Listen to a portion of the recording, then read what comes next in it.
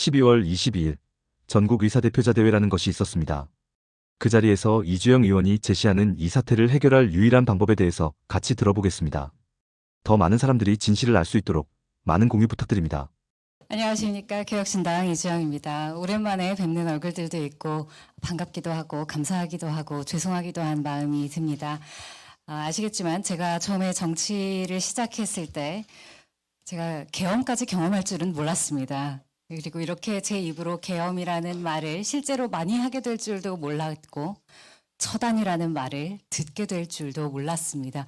이것이 실생활에서 사용될 수 있는 말이라는 것이 아직 40대 초반인 저에게는 충격이 아닐 수 없었습니다.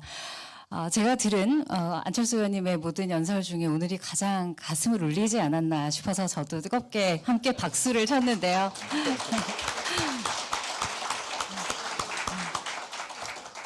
의료계가 싸우고 있는 전선은 이제 더 이상은 의료계만의 것이 아니게 되었습니다. 이번 포고령에 자유를 박탈당하고 인권을 침해당한 두 개의 직종이 있습니다. 의료계가 그렇고 언론이 그렇습니다. 언론의 자유를 금한다. 출판의 자유를 금한다. 그리고 전공의들이 복귀하지 않을 시 처단하겠다. 그 두 직종이 지금 현 정부가 그리고 우리나라를 대표하는 대통령이라는 사람의 입에서 나온 말이었습니다. 이것은 더 이상 의료에 대한 투쟁이 아닙니다. 자유에 대한 투쟁이고 민주주의에 대한 투쟁이며 인권에 대한 투쟁에 우리는 앞장서는 것이 되었습니다. 제가 이번 사태에서 가장 가슴 아팠던 것은 처단이라는 말에조차 전공의들이 크게 동요하지 않는다는 점이었습니다. 1년 동안 도대체 무슨 말을 어떻게 얼마나 들었기에 처단이라는 말에도 동요하지 않을 수 있는가? 제가 보건복지부의 모 고위 관계자에게 물었습니다. 처단이라는 말은 도대체 어떻게 된 거냐? 본인들도 몰랐다고 하더라고요. 알았으면 안 했을 겁니다. 알았으면 말렸을 겁니다. 라고 이야기했습니다. 그래서 제가 대답했습니다. 처단이나 법정 최고형이냐 그게 그거 아닙니까?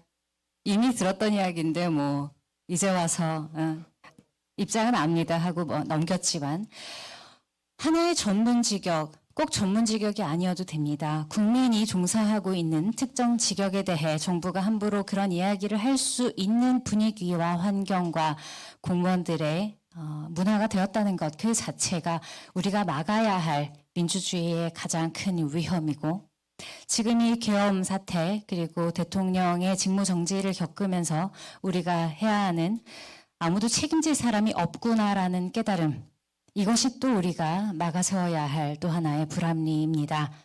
지금 굴러가고 있는 의료의 스노우볼을 멈춰 세울 사람이 없기 때문에 이 일이 더 커질 것이라고 이야기하지만 냉정하게 이야기해서 의료계 또한 정부와 마찬가지로 책임지겠다고 나서는 사람이 아직은 드러나지 않고 있기 때문에 이 문제가 조금 더 어려운 것도 사실입니다.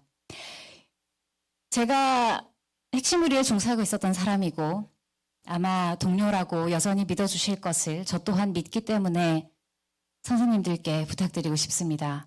지금 의료를 막아 세울 사람들은 정부이기도 하고 보건복지부일 수도 있지만 그것을 다시 살아나게 할 수 있는 사람들은 오직 의료계뿐입니다. 그리고 젊은 의사들이 다시 이 일을 하고 싶게 만들 수 있는 사람도 선배 의사들 뿐입니다. 학생들이 돌아오게 만들 수 있는 사람 오직 교수님들이십니다. 지금 이미 무너진 사제관계 그리고 서로 간의 신뢰 다시 쌓을 수 있는 방법은 교수님들께서 앞서주시고 모범을 보여주시고 용기 내서 내가 책임지겠다라고 이야기해 주시는 겁니다. 제가 이렇게 말씀드리는 이유는 여러 방법이 있을 수 있겠습니다만 지금 정시 모집을 중단시킬 수 있는 유일한 방법은 저는 각 의과대학에 그 권한을 위임하는 것이라고 생각합니다. 법령을 바꾸는데 시간이 걸립니다. 여야가 합의를 하면 법을 바꿀 수 있다고 하지만 솔직히 현재 분위기에 여야가 합의하는 것을 기대하기는 쉽지는 않을 것입니다. 교육부 또한 책임지기 대단히 어려워합니다. 그럴 때 우리가 책임질 테니 법적인 문제부터 교육에 이르기까지 우리가 준비된 만큼 뽑아서 우리가 준비시키고 적어도 우리 학교에 한한 소송까지도 우리가 책임지겠다고 학생들 앞에 나서 주십시오. 그리고 학생들에게도 부탁합니다. 학장님들 그리고 교수님들이 그렇게 나서 주셨을 때 학생 여러분들도 반드시 화답해 주십시오. 교수님들을 신뢰한다. 교수님들의 노고에 감사드린다고 그 목소리에 화답해 주시기를 부탁드립니다. 전공의들에 대해서도 마찬가지입니다. 각 의국이 있을 겁니다. 각 병원이 있을 겁니다. 교수님들, 전공의들에게도 스승님이십니다. 여러분들이 돌아올 때 여러분들이 원하던 공부를 가장 효율적으로, 가장 전문적으로 다시 잘 할 수 있게 해주겠다. 약속해 주십시오. 그리고 그 바탕을 만드는데 진심으로 힘써 주십시오. 엉뚱한 사람들 데려다 지금 당장 쓸 손 구한다고 끝나는 문제 아닌 거 아시지 않습니까? 진짜 제자들 키워주십시오. 10년 보시고 100년 보시고 키워주십시오. 그러려면 시도의사회 여러분 도움 필요합니다. 지금 의협에 힘을 실어주셔야 합니다. 처음입니다.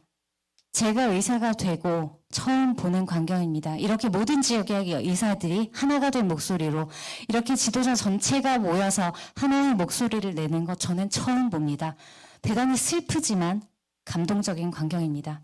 우리가 모두 모여야 합니다. 지금 비대위원장님 애써주시는 것 이상으로 의협 새로운 회장님이 되실 분께 큰 책임과 또 무거운 일들이 주어질 겁니다. 두려운 일들이 있을 수도 있습니다.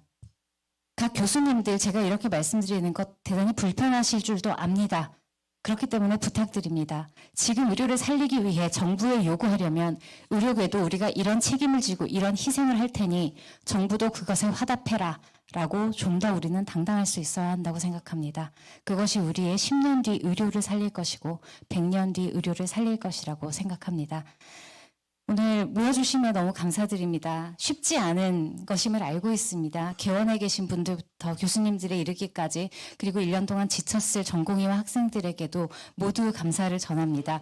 우리나라의 자유와 민주주의와 인권을 위해 언론과도 손잡아 주십시오. 국민들과 무엇보다 손잡아 주십시오. 여러분의 힘을 믿습니다. 우리의 단결을 믿습니다. 모두를 이롭게 하기 위한 의료계의 진정성을 믿습니다.